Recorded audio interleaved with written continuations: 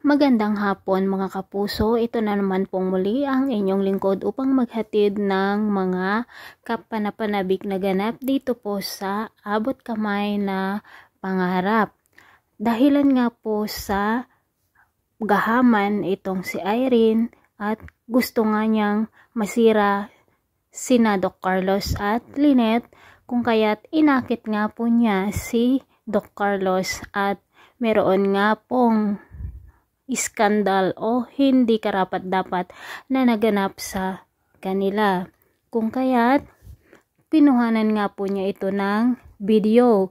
Ngunit nang matapos na nga ang kanilang ginawa, dito na nga po nakita ni Doc Carlos ang cellphone ni Irene. Kung kaya't naglaban nga po silang dalawa.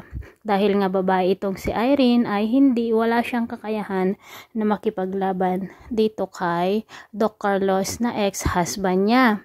At dito na nga po nagawa ni Doc Carlos ang hindi karapat-dapat at napatay nga po niya itong si Irene.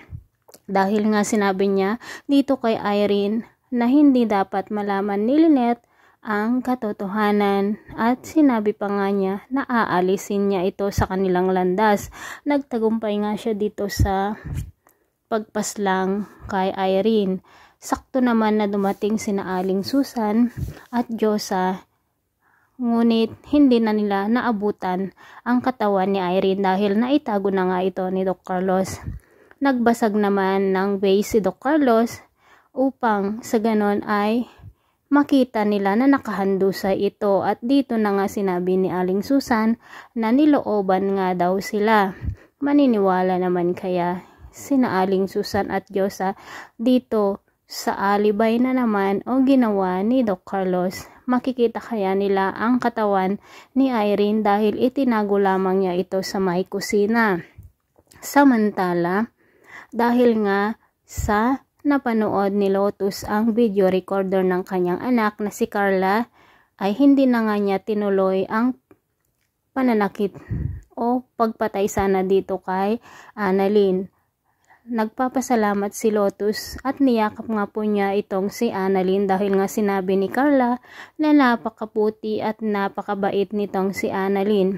Samantala, nagkaroon naman ng pagkakataon si Moira na makalabas sa bilangguan, ngunit hindi niya kaya na mawala si Joey o hindi niya kasama at kailangan niya itong iligtas, kung kaya tumawag nga po siya ng mga pulis at itinuro nga po niya ang daan kung kaya't nakapasok ang mga pulis.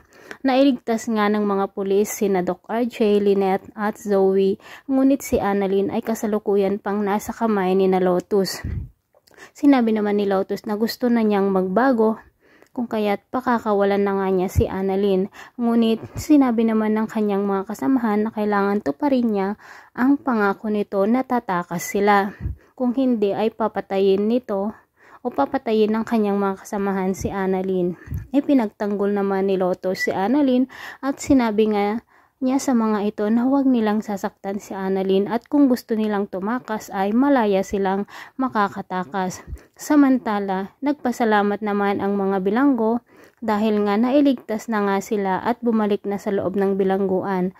Nagtaka nga sila kung sino ang tao na tumulong sa kanila at upang sa ganon magtawag ng mga pulis.